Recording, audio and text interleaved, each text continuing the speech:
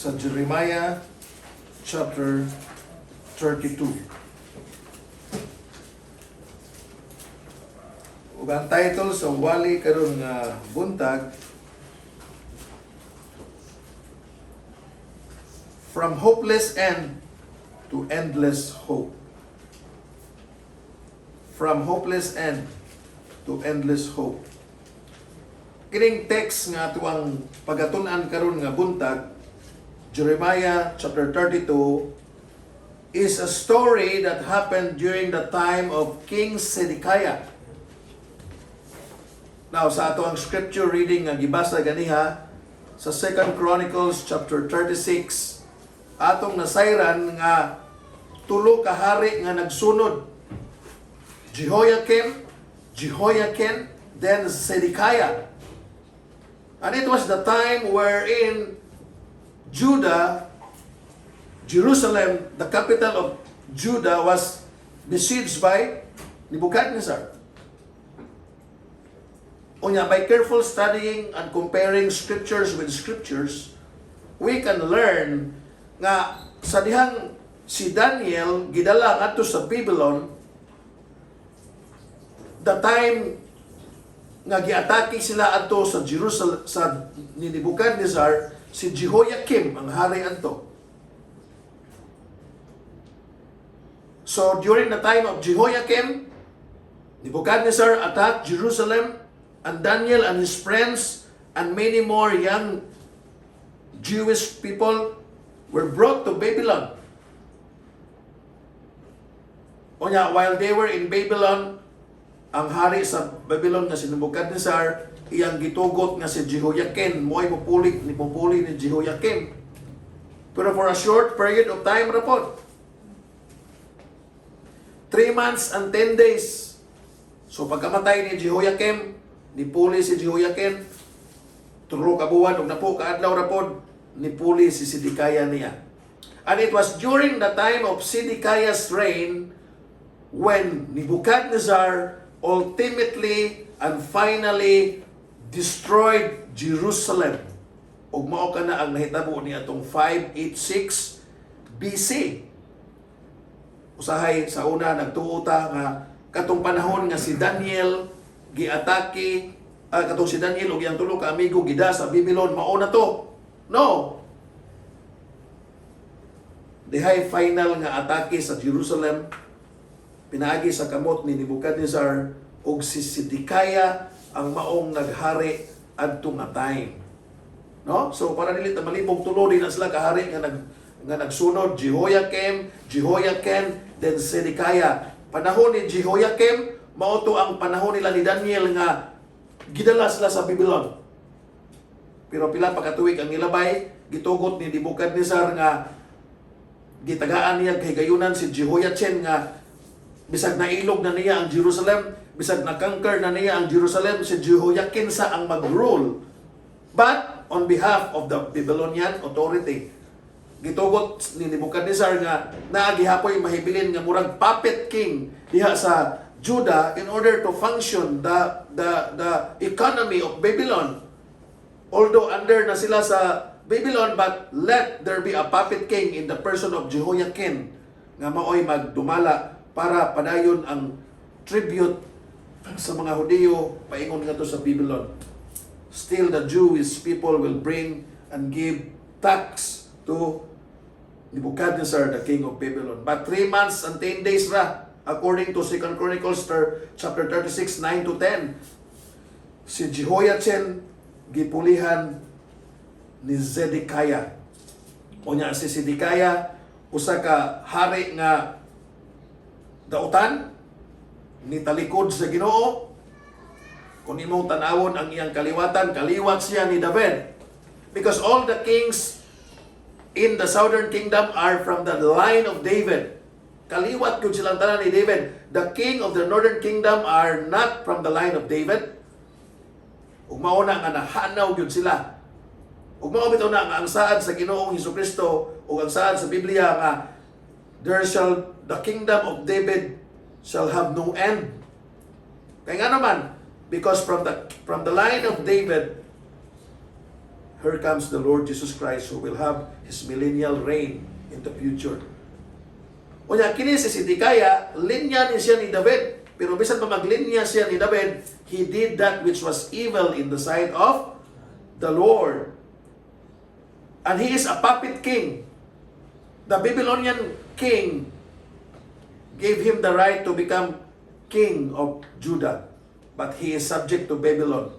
But we all know, he turned away from the Babylonian, he rebelled from the Babylonians' authority, and so the Babylonians attacked Jerusalem and even finally and ultimately destroyed Zedekiah's reign. O mao kini ang background. So the story that we will be discussing this morning in chapter 2 of Jeremiah is the story during the time of Zedekiah. Kay dili nato ilibog ang atong kaugalingon, kay there was even a time nga mao lagi ito sa dihang giatake sa Babylonians ang Jerusalem. There was a time nga si Jehoiakim ang hari. But that was the time when Daniel and his three friends were brought to Babylon. Para dito malibog, para ma-confirm na to, turn your Bible to Daniel chapter 1. Kung kupiti ang inyong mga Biblia sa Jeremiah, kay mubalik ta. Go to Daniel chapter 1. Okay? Be quick. Di ta magluya-luya, kay gamay ra nga atong time. Be quick to open. Daniel chapter 1, read with me. Let us read aloud. Reading. In the third year of the reign of Jehoiakim, king of Judah, King Nebuchadnezzar, king of Babylon, unto Jerusalem and besieged it. Okay? So that is very clear now.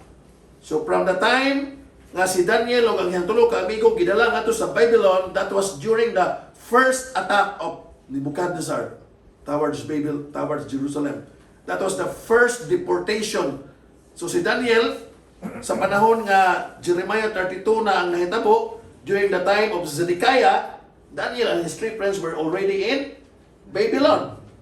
Pero nganong nagpabilin pa man nga nay hari sa Judah, nga giatake naman sila sa Babylonians, they are a puppet king. Allowed by the Nebuchadnezzar para mo function paghihapon ang ilang gobyerno so that the government of Southern Kingdom will continue to pay tribute to Nebuchadnezzar. O mao ginaang kadaghanan nga buhaton sa mga hari nga makakangker og usa ka nasod.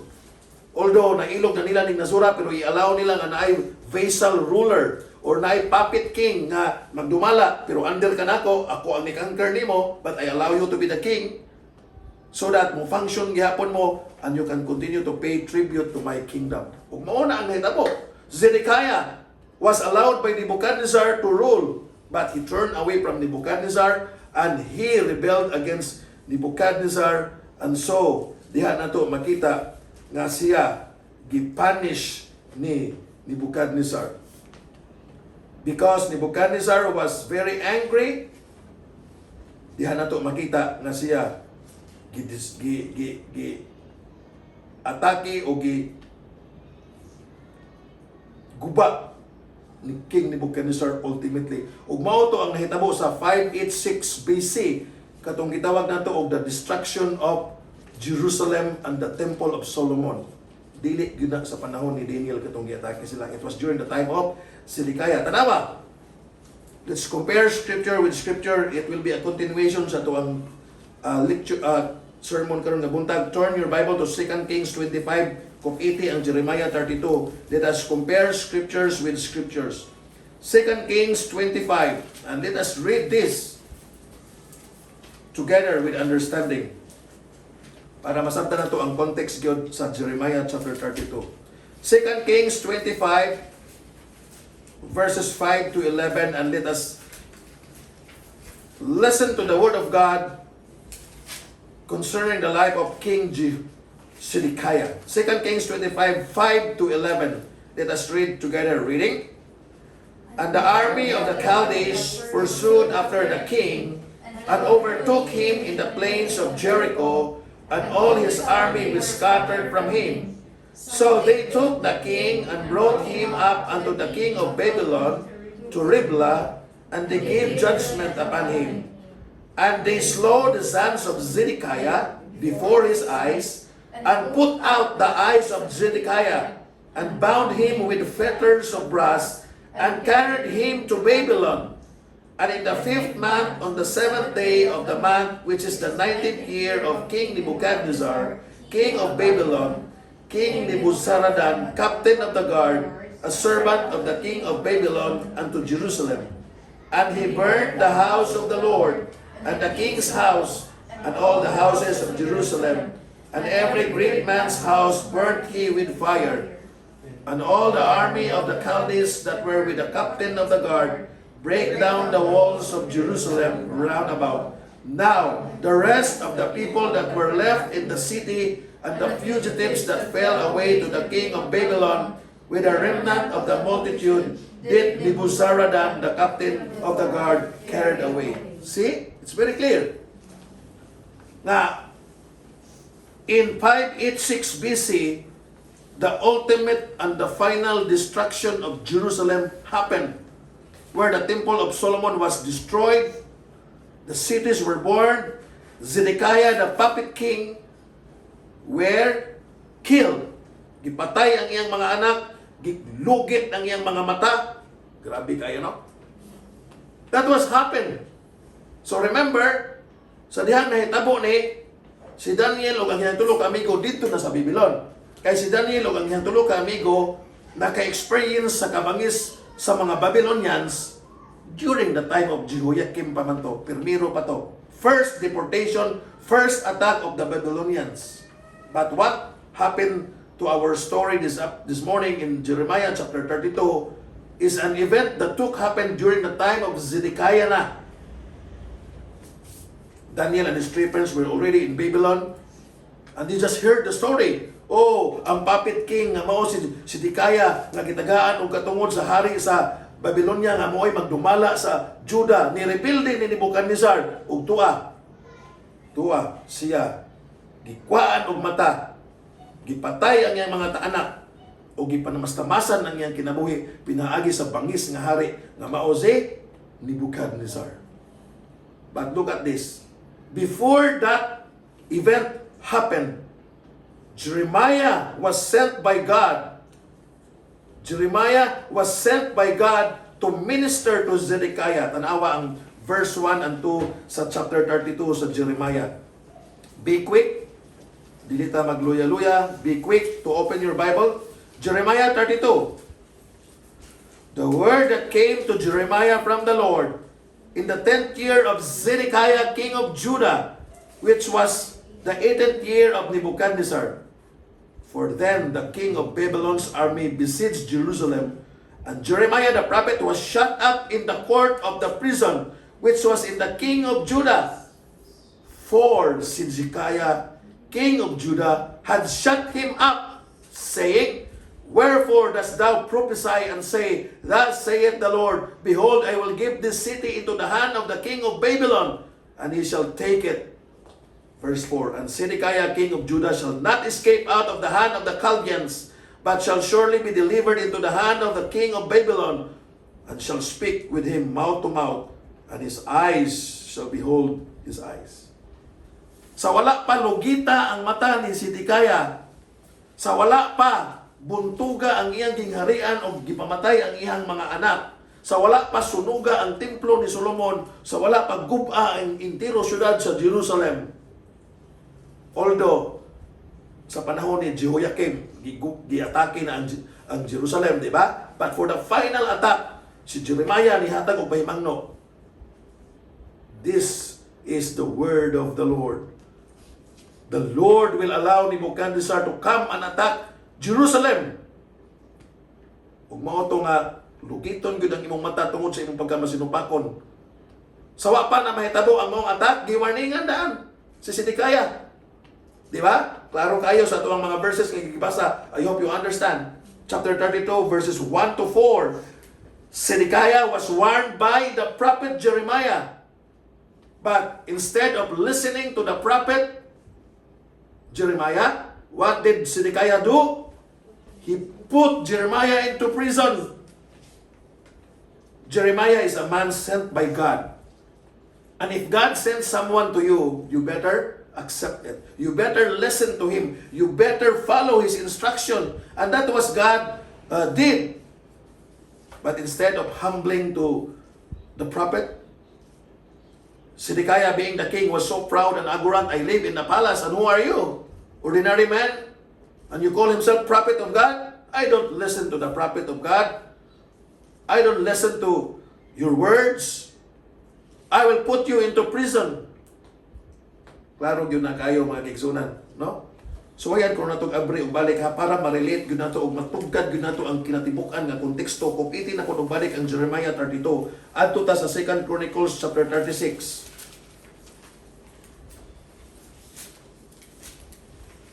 Para masuta nato. Okay? Sa panahon ni Zedekiah, tanawa, 2 Chronicles 36:11. As I have said, kopiti ang 32 kay mobalik na dayon. 2 Chronicles 36:11. Ako ang basahon ha. Zedekiah was 120 years old when he began to reign, and reigned 11 years in Jerusalem. Verse 12. And he did that which was evil in the sight of the Lord his God, and humbled not himself before Jeremiah the prophet, speaking from the mouth of the Lord. So if you will compare scriptures with scriptures, makuha nimo ang entire context, ma-relate nimo ang nahitabo, and you will clearly see the exact meaning or punto na gipasabot sa Biblia. Giklaro gyud diri sa bersikulo 12 sa 2 Chronicles 36. He did not humble himself to the prophet. Instead nga maminaw, iyang gipriso. Gihagbong niya sa bungaw. O iyang ang prisuhan ni Jeremiah kay mura man tong atabay nga way tubig. Iyang giitsa dito si Jeremiah just because Jeremiah preached unto him the counsels of the Lord. Di ba unsay angayan nga buhaton ni Zedekiah? Humble himself to the word of the prophet, because the word of the prophet is the word that comes from the one living and true God. But we all know he did that which was evil. He humbled not himself to Jeremiah. Jeremiah said, "Thus saith the Lord." But he said, "Who is the Lord?" Kung tanawa ang verse 16, 2 Chronicles 36, verse 16. And this is a very great explanation of how wicked Zedekiah is. Tanawa ang verse 16. But they mocked the messengers of God, and despised his words, and misused his prophets, until the wrath of the Lord arose against his people, till there was no remedy. Grabe, no?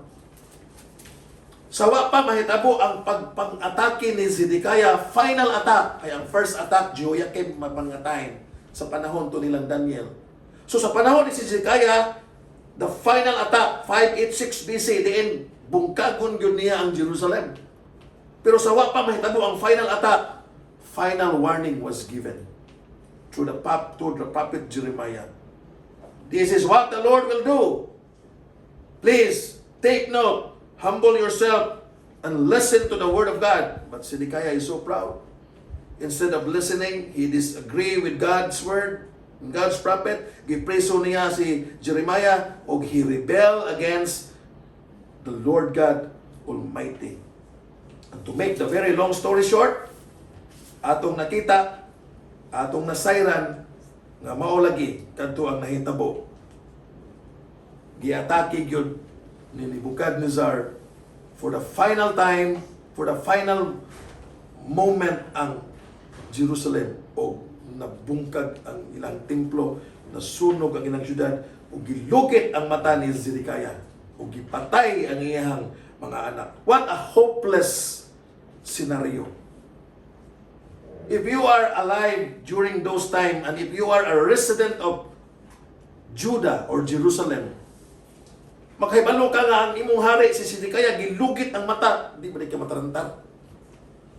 Just like during the time of the Japanese occupation, ang akong lola nga namatay a month ago, 99 ang iyang edad, naka-witness yun siya kung unsa ka bangis ang mga Hapon. During the World War II in Germany, look at what happened to Germany. Look at what happened to Poland. Look at what happened to the neighboring countries. Ang mga nasod nga silingan sa Germany, guba tanan. Tungod sa kabangis sa mga German nga pinanguluhan ni Hitler. Kung nimong malantaw ba, lisura yun yung hitabo. Ano? Just for example, what happened if China will come and attack the Philippines. Of course, musukol ta, kaya na naman kuno tay racket, ingon si Marcos. Naatay armed forces, pero ang ato ang armed forces, ikaw na yun ang gira nga, pusil-pusil lang, pero waman tayo mo yung mga missile, waman tayo yung mga aeroplano.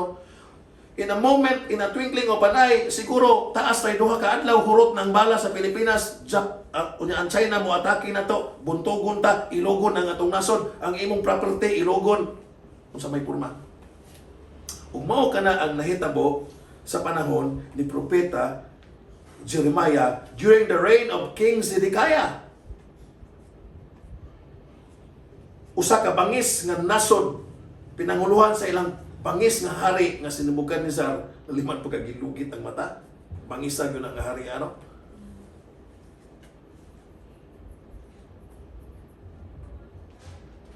Kung imo nang i-describe, that is what we call hopeless end. Usa ka panahon o higayon din, hopeless. Ang negosyante nga bago pala nakapundar sa iyang negosyo, wala na. Boom! Gilabyan sa mga Babylonians, hurot ang iyang tanang negosyo. Ang naay tawo nga nagtanom og 20 ka hektarya nga grapes, gikalitan og atake sa mga Babylonians. Ang mga Babylonians nga mga army nga libuan kabuok mo'y nang harvest sa ilang mga grapes ug mo'y ni pahimos og pag-inom sa juice sa ilang mga grapes. Whatever business nga gisugdan sa mga Hudiyo ato nga time, siguro ni lambo na sila og sugod pero kalit lang pud nahanaw. Pundar nga mga negosyo nahanaw, kalipay nahimong kasakit, ang bagong gikasal nga mga magtiayon, maopay pagsugod og puyo isip usa ka pamilya, kalit lang naguba ang ilang nindot nga kinabuhi o gitagaan silang lisod nga kahimtang pinaagi sa hari nga si Nebuchadnezzar. Warning was given. Dili unta sila mahingana kung ang ilang hari nga si Zedekiah na minaw pa ni Jeremiah, pero si Jeremiah ilang magipriso. What a hopeless end. Puno sa pagkawalay paglaom nga kahimtang. Pero taliwa ni anang tanan. In Jeremiah 32, God tells the prophet Jeremiah to buy a field from his cousin Hanamel for 17 pieces of silver. And this happens while Jerusalem is under a Babylonian siege and Jeremiah is locked up in a prison. By human standards, buying land about to be conquered by an enemy is an irrational investment. Mao na ni ang nahitabo. Ang ilang hari nga si Zedekiah gikuhaag mata, ang ilang nasod nga malambuon gibungkag, ang ilang mga merkado sunog, ang ilang simbahan o ang ilang templo guba. Everything is devastated. Even ang bagong napundar nga negosyo devastated. Why paglaom ang ilang nahiaguman? And despite of that, God said to Jeremiah, Jeremiah, can you buy a land? Murag why logic ba? Papaliton ko ni mong yuta. Unya ang kahimtang, mauna ni. Nagkaguliyang na ang nasod.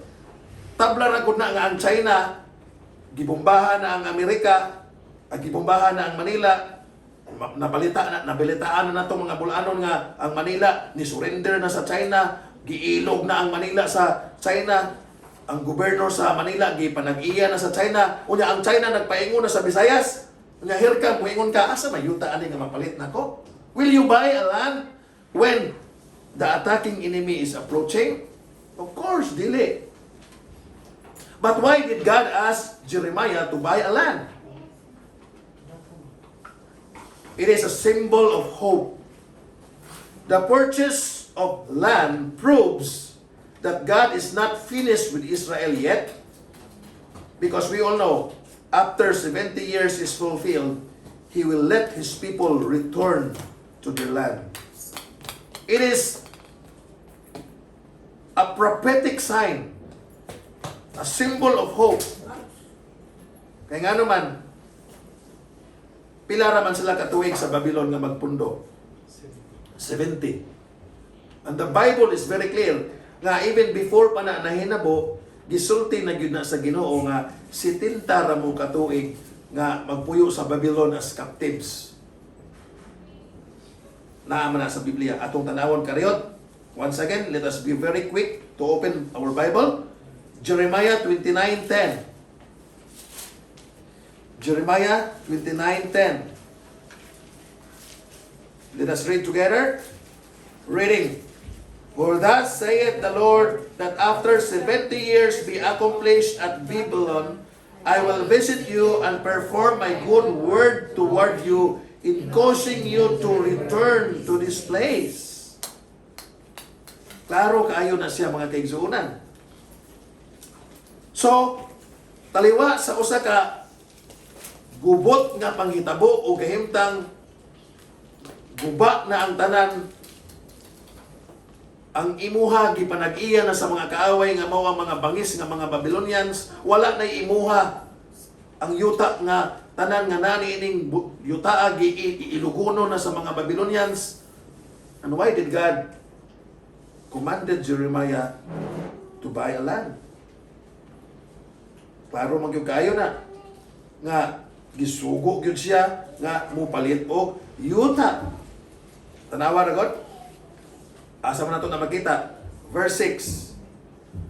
And Jeremiah said, the word of the Lord came unto me, saying, Behold, Hanamael, the son of Shallum, thine uncle, shall come unto thee, saying, Buy thee my field that is in Anathoth, for the right of redemption is thine to buy it.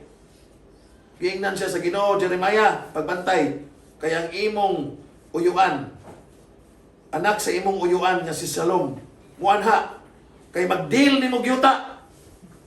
Biya, no? Naapa pa ko'y punto nga mag-involve ug mag-engage tag business anhi nga guliyang na magali ang ato ang nasod kay giatake gilugit na gali ang mata sa atong hari, gipamatay na ang anak sa atong hari, nagaguba na ang ato ang templo, ang tanang ekonomiya o ang komersyo sa ato ang nasod wa dyan muna.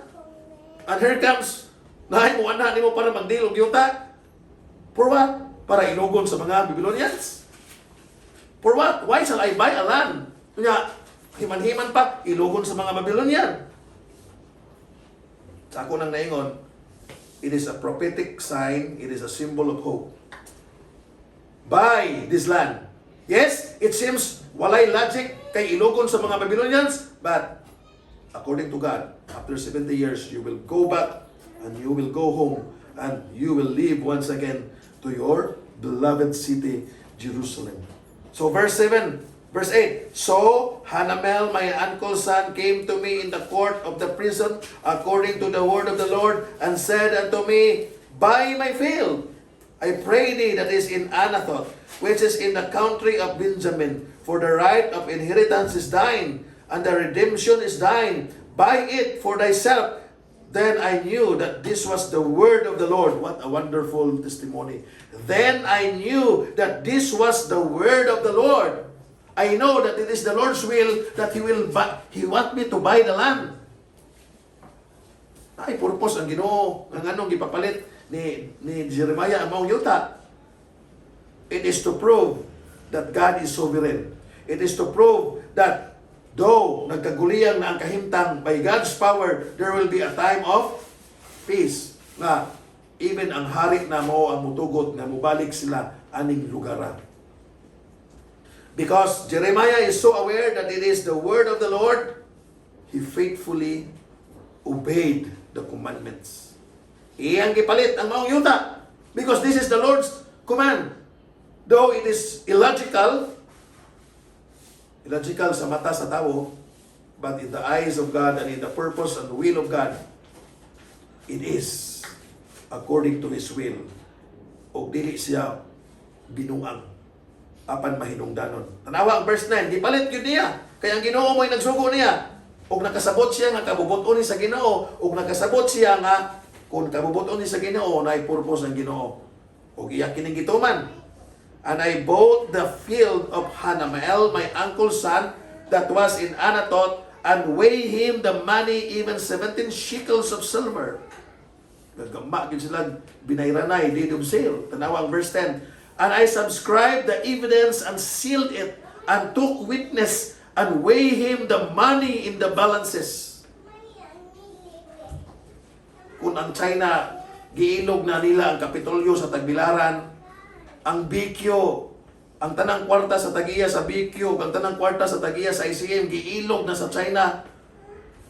Magtuga-tuga pa kakagpalit, og yuta, og gama-gama, og deed of sale. But Jeremiah obeyed the Lord's command.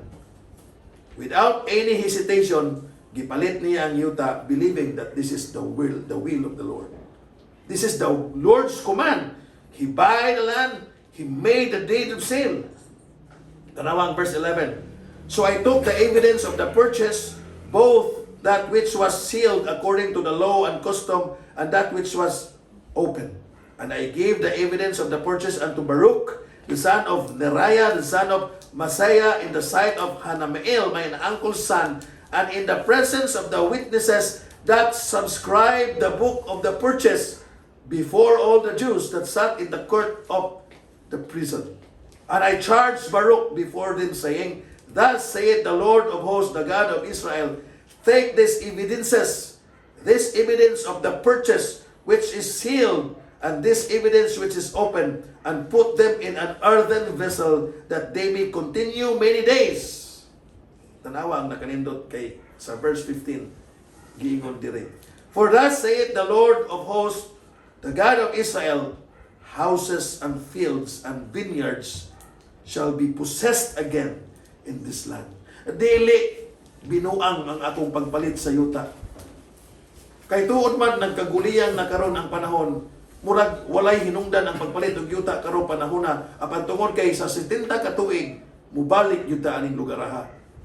Og atong pagakuhaon og balik kun unsay atoa. Temporaryo ra nga panag-iyahon sa Babylonia ug mga Chaldeans ang atuang nasod nga Jerusalem. Apan human sa 70 ka tuig, kita paulion ug kita pabalikon ug kita manimuyo sa yuta nga giisip natong ato ug atong pahimuslan ang yuta nga gitawag nato og ato gikan sa Ginoo. So kung imo lang tawon, it is an act of faith and obedience with great hope and assurance. Na kung ikaw, Jeremiah ba, ang uban nga tawa ito, may ngon, nagsugi ko na palit og yuta, ayaw kong tuga-tugahi og dil og yuta, kalisod na mangalita niya itong kahimtang, kunya, magdil-dil na puntag yuta, or papalito na pagkunimuan ng yuta. Kung tawhanon nga panguna-una. But Jeremiah considered it as a Lord's doing.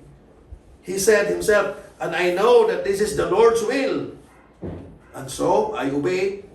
And so, walay pagduha-duha, gipalit niya ang yuta, gibayran niya ang yuta, gigamaan niya deed of sale ang yuta, na pinalit niya, iyang gitaguan ang dokumento. Kay kabalo siya, nga sa saktong panahon o sa saktong higayon, balik sila ni ining yutaa, o diri sila manimuyo. That is what we call an act of hope and assurance that God is still in control. Though it seems Babylonia na gyud ang nag-control, though it seems Babylon na gyud ang naghari, but Jeremiah look at the whole picture. Even Babylon is under the rule and lordship of the one living and true God. Tungod sa kagahig-o ni Zedekiah, ang Ginoo nga nagpuyo sa tingharian sa langit, nagatugot nga mahinabo kining bangis nga panghitabo. Nga atakihon sila sa mga Babylonia, nga lugiton ang mata ni Zedekiah, ug pamatyon ang iyang mga anak, ug kastiguhon ang mga Hudeo, ug kubon ang ilang nasod. Jeremiah looked the whole picture. Human sa 70 ka tuig, ug kining tanan mabalik ra gyud nila.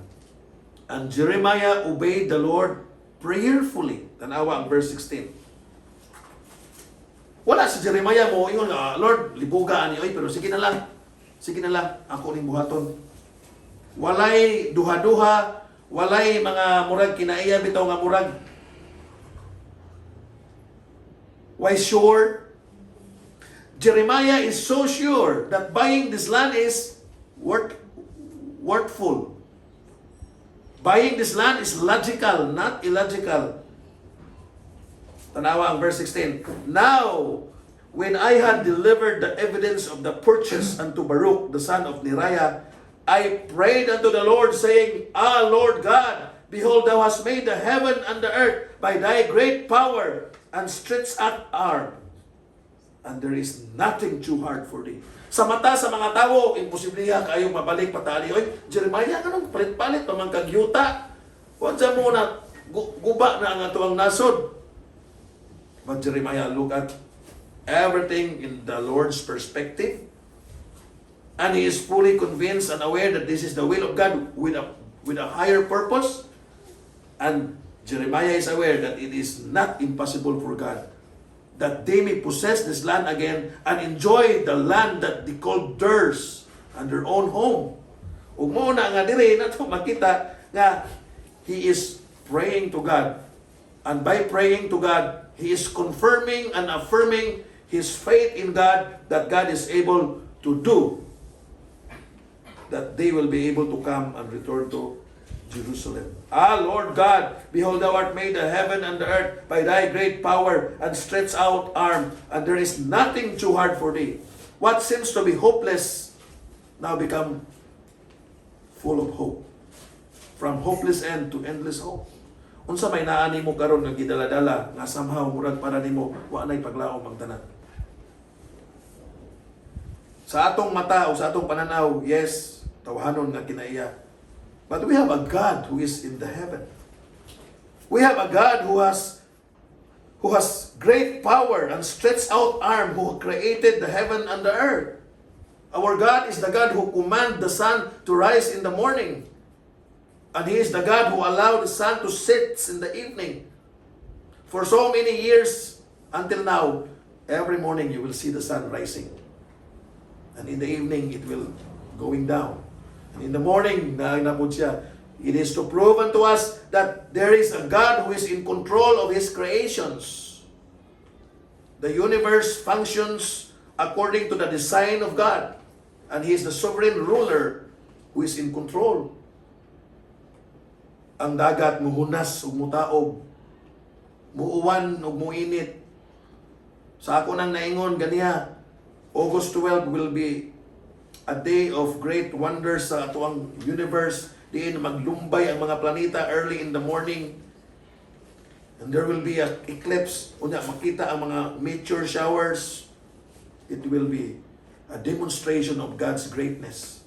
Because all those heavenly bodies hanging down there sa atuang kawanangan is a proof that God is the creator of heaven and earth. Dili na mahimo ni Elon Musk. Elon Musk cannot create and do all those great heavenly bodies down up there. Usa ra gyud hinungdan nganong naay mga bituon sa langit. Usa ra gyud hinungdan nganong naay mga heavenly bodies nga nagbitay ug naglutaw diha sa atong kawanangan. Ang Ginoo nga magbubuhat sa langit ug sa yuta, ang Ginoo nga mao si Jehovah, the Lord God Almighty, the God of Abraham, the God of Isaac, the God of Israel, the God of Jeremiah, the God of the Christians. Ug siya ang Ginoo gihapon karon nga atong gituohan. The God whom Jeremiah worshiped many years ago is the same God whom we worship this morning. Sa atong pagkanta ganiya, siya ang atong gikantahan. And look at Jeremiah's display of faith toward this God. This God is great. Our God is not a lesser God. Our God is not a demigod according sa mga Greeks. He is our Almighty God, the one living and true God. In fact, beside Him there is no other gods. And He is in control. And by thy great power, Jeremiah is so confident, full of hope, that God can do all things. Verse 18, Thou showest loving kindness unto thousands, and recompenses the iniquity of the fathers unto the bosom of their children. After them, the great, the mighty God, the Lord of hosts is His name. Remember that? Sa tuwang Sunday school, ganiha, we study about the names of God. And here, Jeremiah pronouncing it. Verse 18, Thou showest loving kindness unto thousands, and recompenses the iniquity of the fathers unto the bosom of their children. After them, the great, the mighty God, the Lord of hosts is His name. This is not just informative, according to Pastor Koshi. This is relational. Relational means we need to relate to Him and not just to be informed about who He is, but to really experience the beauty of who He is. And to really know and experience it. He is the Lord of hosts, and His name is great. Verse 19, great in counsel and mighty in work. For thine eyes are opened upon all the ways of the sons of men, to give everyone according to his ways and according to the fruit of his doings. Great in counsel and mighty in work. Usahay ang atong problema nga dako kaayo. Kung dili ta mo tan-aw sa atong Ginoo nga great in counsel and mighty in work, pukan gyud ta. But if we put our trust and confidence upon the one living and true God, who is great and mighty, and the Lord of hosts is His name, great in counsel and mighty in work, there will be comfort. The impossibilities will be gone, and we shall be able to believe and say, Lord, all things are possible unto Thee. Mao lagi, kung imong hinuktukan ba, sa nagkaguliyang nga kahimtang gilugitan na og mata ang imong hari, gipatay na ang tanang anak sa imong hari, gipang priso na, gipang himo ng captives ang tanang mga batanon, sunog na ang inyong merkado, sunog na ang inyong templo, ang inyong commerce o ang inyong ekonomiya, hagba na, magpalit-palit pag yung kagyuta. But in the case of Jeremiah, there is a higher purpose why he do these things. It is the Lord's purpose, because Jeremiah is so aware the Lord is able to demonstrate His faithfulness and power, that all the people of Judah shall be able to return to their own land, which is Jerusalem, the land whom they love the most. Usa ka nasod ug usa ka syudad nga ilang gitagaan ug taas nga pagtagad. Ug tuod man natuman, ug tuod man natuman ang gilauman ni Jeremiah sa ato nang gibasa ganiya, pero ato ang basahon ang lain nga text nga naa sa Ezra 1:1 to 11. Open your Bible to Ezra 1:1 to 11. Human sa 70 ka tuig nga sila nagapuyo didto sa Babylon, isip captive, 70 ka tuig ang yuta nga gipalit ni Jeremiah wa maugmad. 70 ka tuig nga murag walay hinungdan ang pagpalit-palit og yuta, kay ang yuta wa magamit, wa maugmad. Ang kayutaan sa mga Hudiyo gibiyaan, wa na nila maatiman unsa na kay porma. But now, by God's great provisions and providence, suddenly ang Babylon giatake na pud sa mga Persians. Nebuchadnezzar is gone. The kingdom of Babylon has fallen, and now the Persians reign. Ug ang mga Hudiyo nga nagpuyo dito sa Babylonia nga gi-under na sa Persia, kay Persia naman ang nagdumala. Ug mao kadto ang panahon ug higayon nga 70 ka tuig ang nilabay, natuma na nga paulion na gyud sila og balik sa Jerusalem. Let us read this together. This is very long passage, but it is worth it nga atong basahon. Ezra chapter 1, the whole chapter reading.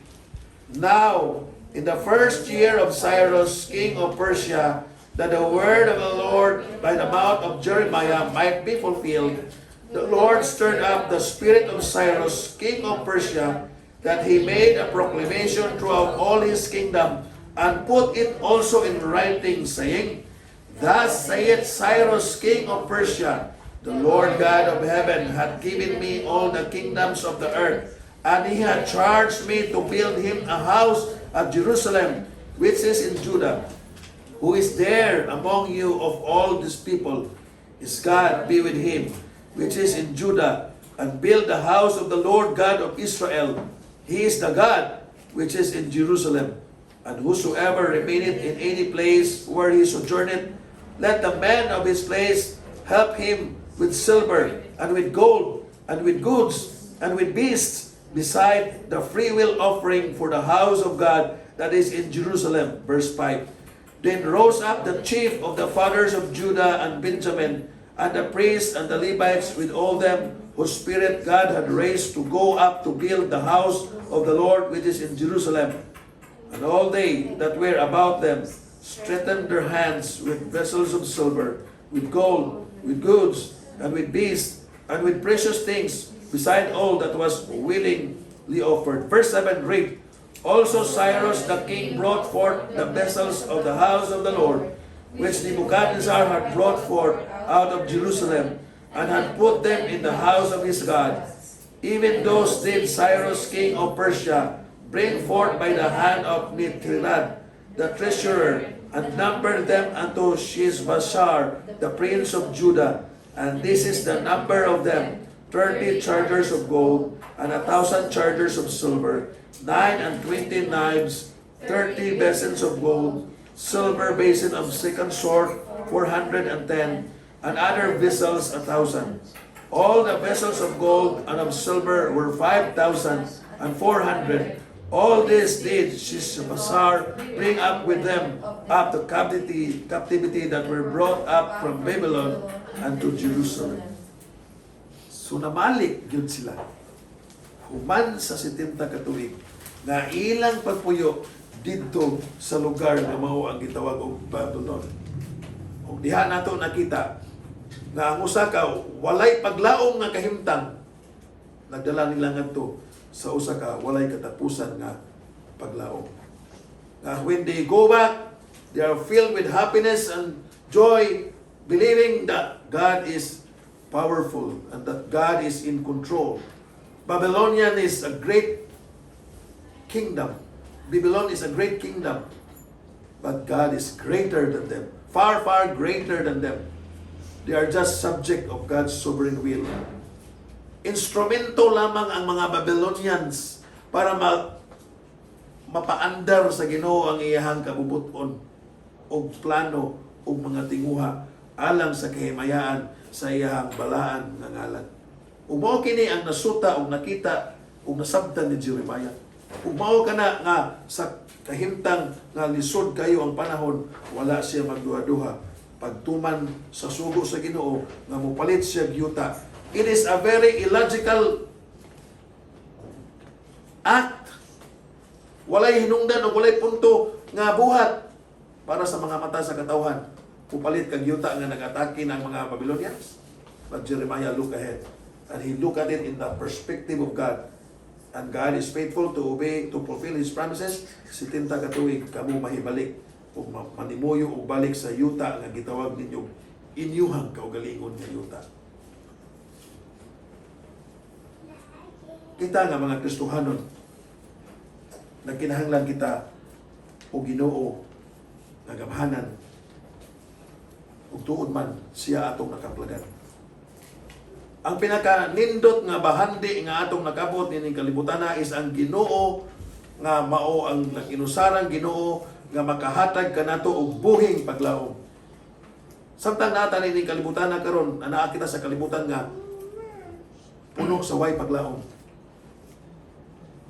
Kini nga kalibutan naa sa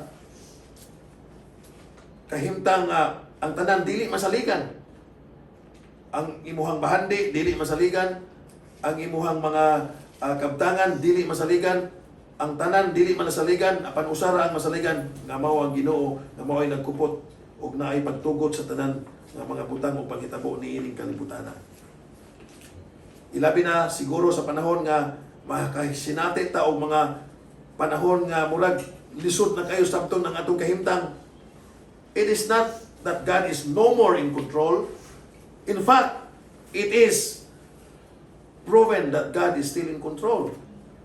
Sa panahon nga ang Juda pag-aatakihon na sa mga Babylonians, lugiton ang mata sa ilang hari, di nabot pasabot nga ang Ginoo dili na mo'y nag-control sa tanan.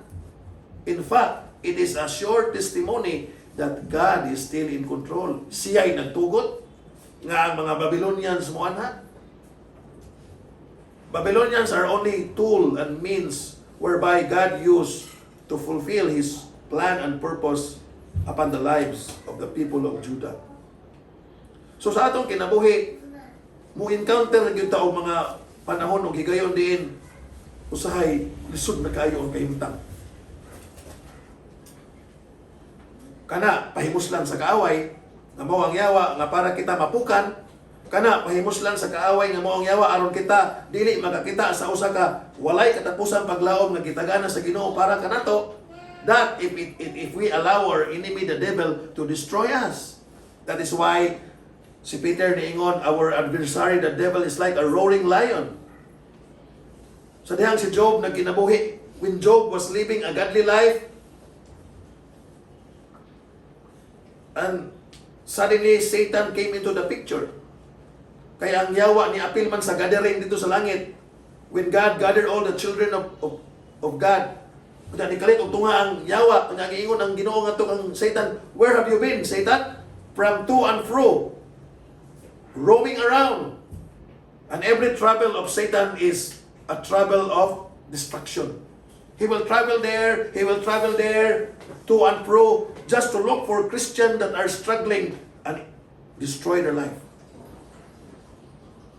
So sa atong Kristohanong kinabuhi, yes, we will encounter difficult situation like what happened to the people of Judah during the time of Zedekiah. The devil will take advantage and opportunity to destroy us. That through that situation, mawad-an tag paglaom sa Ginoo ug mawad-an tag kadasig ug kita mapukan og mahitong pawa.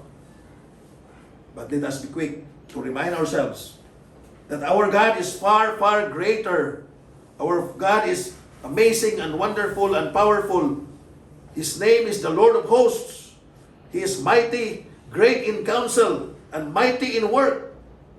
And He can do all things, even to deliver us and help us in all our struggles and difficulties.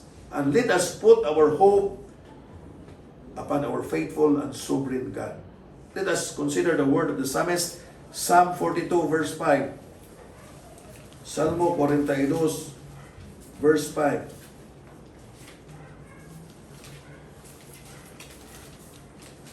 Gani, even ang nagsuwat ni ining maong salmo, naka-encounter og kahimtang nga murag makaluya o murag makapukan o murag halos mawad-an na og paglaom. Pero unsa may iyang gibuhat? Psalm 42 verse 5. Unsa iyang gibuhat? Ato ang basahon, Psalm 42 verse 5. Iyang gi-remind ang iyang kaugalingon. Reading, why art thou cast down, O my soul? And why art thou disquieted within me? Hope thou in God, for I shall yet praise Him for the help of His countenance. There are times that we are cast down. Di na taganahan mo kanta. Di na taganahan mo lihok-lihok. Di na taganahan mo kaon. Di na taganahan mo or in short, nawad-an tagkadasig. And that is what the devil wants. Kay para totally pukanon ta niya. Unsa kay nahitabo nato og atong mahisinati ang mga nahitabo sa mga katawhan sa panahon ni Zedekiah. Di ba mauna ang panahon nga murag wa na gyud. Wa na gyud chance. Whatever circumstances nga imong mga masugatan nga murag lisod na gyud kaayo, maunay paborito sa yawa nga panahon ug higayon. Maunay panahon nga magtuyok-tuyok siya nimo ug magasaring-saring siya nimo para iya gyud kang i-knockdown. Gakamang naka pero iya pag gyud kang piangan. Iya pag gyud kang kulatahon aron ikaw maluya ug ikaw mahitong pawak. That is what the devil wants. Satan answered the Lord God when God said, "Where have you been, Satan?" Satan answered, "From to and fro, from places to places." And every time the devil travel from one place to another place, it is a travel of destruction. It is a travel to destroy people. Kung ikaw sa dihang makit-an kaniya nga nagluya-luya, tungod kay naluya na, kay hapit na mapukan, then he will come and strike and knock you down and eventually knock you out. But our God is far, far greater and powerful than our enemy, the devil. Remember, our enemy, the devil, is a defeated foe. And we are a victorious and more than conqueror Christian in Christ Jesus, who loved us and mercifully and graciously saved us. Christians are not to live a defeated life. Christians are to live a victorious life in Christ Jesus. For our enemy is a defeated foe. But even the psalmist experienced sadness. Even the psalmist experienced moment of being cast down, nga nagluya-luya siya. Mao na'y gusto sa yawa, mao na'y gihuwat sa yawa, pero nakabantay siya. Uy, di ko musugot, nga pukanon ko niya. Our enemy, the devil, is a defeated foe. Unya, pukanon pa ko niya? No, I will hope myself in God. Verse 5. Why art thou cast down, O my soul? And why art thou disquieted in me? Hope thou in God, for I shall yet praise Him for the help of His countenance. 42 verse 11. Gisumpayan pag yun niya sa verse 11. Gi-repraise pag yun niya. Why art thou cast down, O my soul? And why art thou disquieted within me? Hope thou in God, for I shall yet praise Him, who is the help of my countenance and my God. Psalm 43 verse 5. Why art thou cast down, O my soul? And why art thou disquieted within me? Hope in God, for I shall yet praise Him, who is the help of my countenance and my God. No, kasi nagsuwat ani. The psalmist is the man of God. But we can very clearly see in his testimony that he himself experienced trying moment nga mura na gyud siya, di na ka mo smile. Kung grabe ang problema, di na ta ka mo smile. Di na ta ka mo live a life of cheerfulness. We are it seems mapildi ta o mapukan ta. And that is not what God intends our life to live. Dili, kinahanglan ta nga makarealize nga I am a victorious Christian. Our enemy, the devil, is a defeated foe. I will trust upon the Lord of hosts, God of counsel, mighty indeed. I will turn to Him. Why are you cast down, O my soul? Put your hope in God. Siguro kamo mga batanon, wala pa may problema. Ang inyong problema kay ang inyong assignment. Ang inyong problema kay ang inyong project. Ang mga grade school, project ra ang ilang problema, assignment, kung saan ako ni pagama. Pero kanato nga nanata sa hamtong-hamtong, we will experience problema nga murag dinagko nga problema, dili lang binata.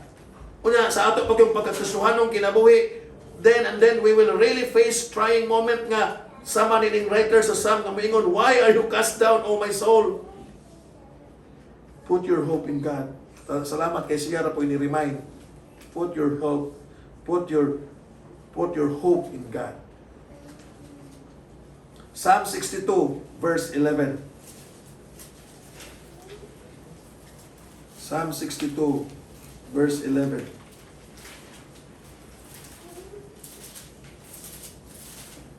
Ug atong paminawon ang giingon sa Biblia.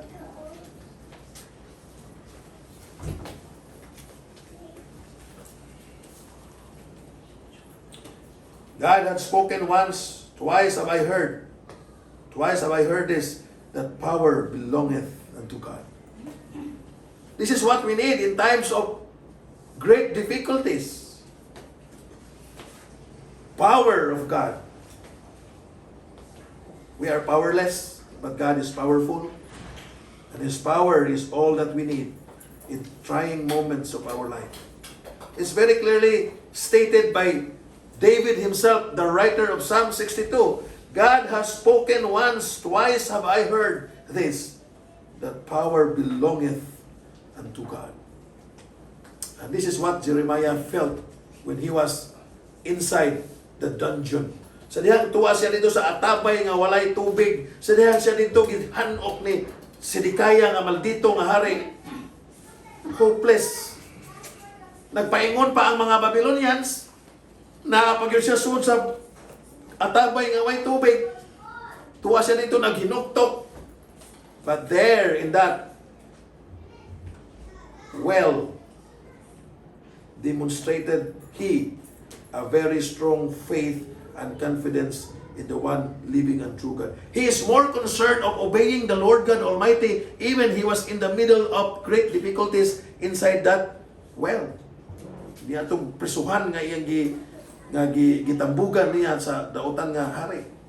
He is more concerned of knowing God's will and God's purpose. He is more concerned of the greatness of God who is able to fulfill everything He planned in this world. O mauna nga si Jeremiah, taliwa sa usa ka ngilad ug lisod nga kahimtang, usa ka hopeless end nga kahimtang, usa diha sa Ginoo nakasinatay siya endless hope. O wala gyud siya mapukan. O even si David nga nagsuwat nining Salmo 62:11, God had spoken once, twice have I heard, that power belongeth unto God. His power is all that we need. His power is all that we need to rely upon. Ang iyang gahom ug ang iyang pagkamakagagahom mao lamang ang atuang hingpit nga paglaom o dangpanan. Ang iyang ngalan mo ang iyang dangpanan, ang iyang ngalan nagdala sa iyang gahom ug ang iyang gahom nga ana sa iyang ngalan atong pahimuslan. Romans 15:13.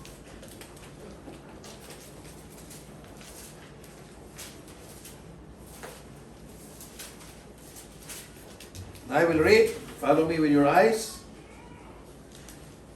Now the God of hope fill you with all joy and peace in believing, that ye may abound in hope through the power of the Holy Ghost. Sa panahon og sa higayon nga si Jeremiah nag-atubang og usa ka makalilisang og usa ka magubot kaayo nga kahimtang, ang mga Babylonians nagdumala, naghari, ang ilang kabangis nagpasipala, plus naapag siya sa sud sa bilangguan. Pero ang iyang kasing-kasing napuno sa kalipay nga langit nun, kalinaw nga langit nun, kay ni abunda man pag-ayo diha sa iyang kasing-kasing ang paglaom nga diha gikan sa makagagahom nga Ginoo o pinagi sa iyang balaan nga espiritu. Mao kini ang atuang kadaugan isip Kristohanon. Isip Kristohanon mao kini ang atuang hingpit nga kadaugan nga ang gahom sa atuang Ginoo atong mapahimuslan. Ug sa iyang gahom kita makalaom nga iyang tabang moabot gyud sa atong kinabuhi. Pinaagi sa lihok sa iyang balaang espiritu, ipabuhagay niya ang kalinaw, ang kalipay ug ang paglaom diri sa atuang dughan. So unsay tambaw sa problema o kakulian o kahadlok o kasakit o katalagman o tanang matang sa mga ngilad nga mga panghitabo nga atong maaguman, kahadlok, kabalaka, kaguol, ang atong paglaom is nga ang gahom sa Ginoo pinaagi sa iyang balaang espiritu mo pabuhagay sa iyang kalipay, iyang kalinaw o paglaom diri sa tuwang kasing-kasing. Inside that dungeon, Jeremiah was full of joy, full of hope, and full of peace. Tanawa ang hari nila nga si Sidikaya. Halangdon kay hari, nagsinina og mahalon nga mga sinina, apan ang propeta nga mao si Jeremiah nagsuot lang in taon og normal og ordinaryo nga mga sinina. Unya ni dool niya hari paminaw, mao kini ang sulti sa Ginoo. Tabi niya, wala ni natahura ang tawo sa Ginoo. Gitambog niya sa prisuhan. Ug tuod man dito sa prisuhan, ilawom niya atong natabay, nag-agwanta si Jeremiah sa lisod nga kahimtang, pero taliwa niya anang tanan. He demonstrated faith, hope, joy, peace, and obedience to the one living and true God, the sovereign God, the creator of heaven and earth, and he is filled with endless hope. Endless hope is what we need. Not just hope na worldly. The hope that comes from the Lord is what we all need the most in our life as we live in this world full of uncertainties. Wata kay bawo nga ugma mo atake ang China. Wata kay bawo nga ugma mulugwag balik ang mga pandemya. Wata kay balo nga mukalitlag abot ang mga katalagman ug kalamidad. Pero ang dili mausab mao ni ang Ginoo gamhanan, siya ang nagbuot niining tanan ug ang atong kinabuhi ana sa iyang mga kamot ug kaniya kita mulaom, kaniya kita musalig sa atong Kristohanong kinabuhi. Let us all arise and sing our closing hymn, I know whom I have believed. Hymn number 87. Hymn number 87.